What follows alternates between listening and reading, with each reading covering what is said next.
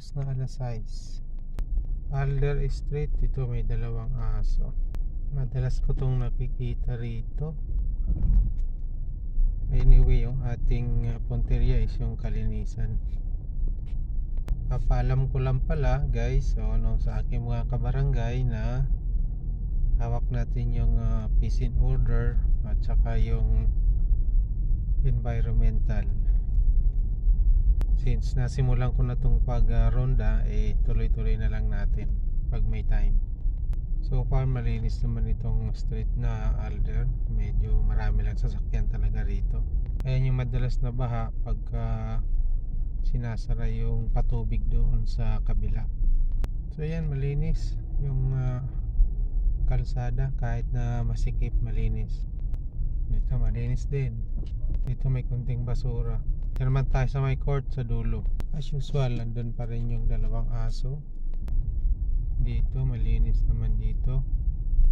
Malinis naman dito. Diretsahin ko tong Birch Street. May basura dito na nasa gitna.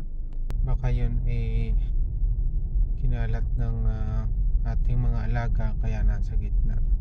Kaya minsan pag wala pa yung basura, make sure natin na nakatakip ng maigi mga drum natin para dun sa basura. Ayan yan, tinaob yun ng ating mga alaga, naghahanap ng pagkain, kaya ganyan ang nangyari, nagkakalat sa umaga. Yan, dalawang aso. So yun, may dalawang aso din sa may Vanilla Street yata yun.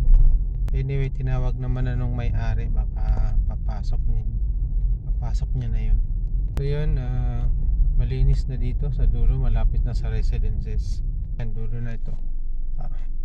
So dito na tayo guys sa take 2 sa may papuntang Carnation naman, dahil meron lagi doon na nasa corner ng Malos na tuwing umaga mayroon dong pinapakawalan din.